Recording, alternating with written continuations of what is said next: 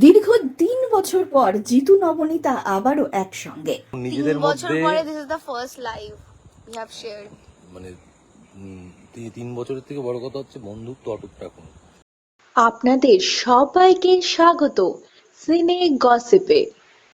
সায়নী ঘোষ দাবি করেছিলেন জিতু কমলের কোনো কুকীর্তির কথা বলতে হয়তো তাকে ফোন করেছিলেন জিতুর প্রাক্তন স্ত্রী নবনীতা, যদিও তার ফোন ধরা হয়নি। তবে এই দাবি মিথ্যে প্রমাণ করতেই নবনীতাকে পাশে নিয়ে লাইভে এলেন এবার অভিনেতা জিতু কমল।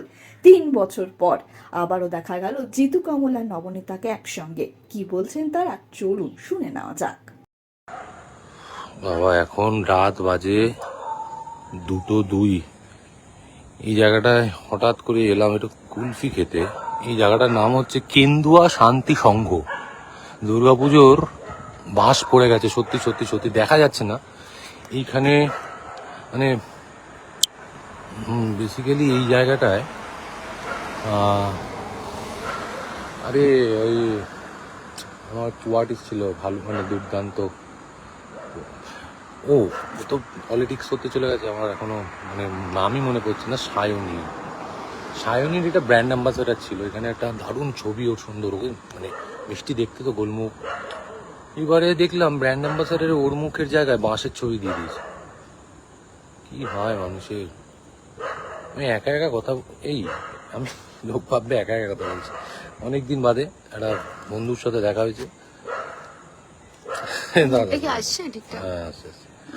যাই হোক, বন্ধুকে ফোন করে রাত্রিবেলা হঠাৎ মিট। আমি কুলফি খেতে দাঁড়িয়েছি, তারপর শুনলাম যে এই জায়গাটা তো ভীষণ পরিচিত তার জন্য। ঘোষ মহাশয়া ফোন করেছেন এবং কুকর্ম করেছি আমি দিনের পর দিন লোকের সাথে। কি করেছো? এখনো কোনো মেয়ের সাথে আমি প্রেম করেছি, এত কিছু করেছি, কেউ বলতে পারবে না আমি কাউকে ওভারকাম করেছি।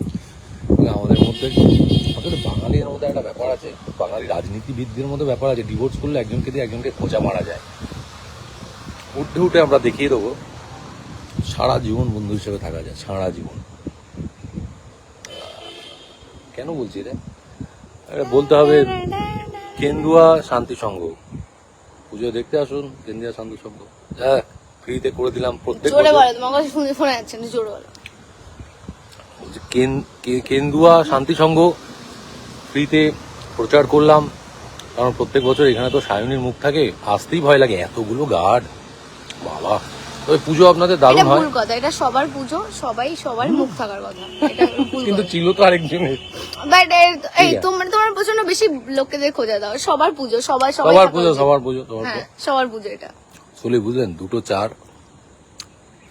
যাই হোক, আমি ভাবছি যে 2-4 এই লোকগুলো কারা, যারা এখন ওরা ঠিক আছে, বন্ধুত্ব অটুট রাখুন নিজেদের মধ্যে। বছর পরে this is the first live we have shared. মানে 3 বছরের থেকে বড় কথা হচ্ছে বন্ধুত্ব অটুট রাখুন। ঝামেলা ঝঞ্ঝাট থাকবে, বন্ধুত্ব অটুট রাখুন। বলেছিলাম আমি ওকে। Thank you. আমরা হলাম সিনে গসিপ। জুড়ে থাকুন আমাদের সঙ্গে, সাবস্ক্রাইব করুন আমাদের এই ইউটিউব চ্যানেলটি।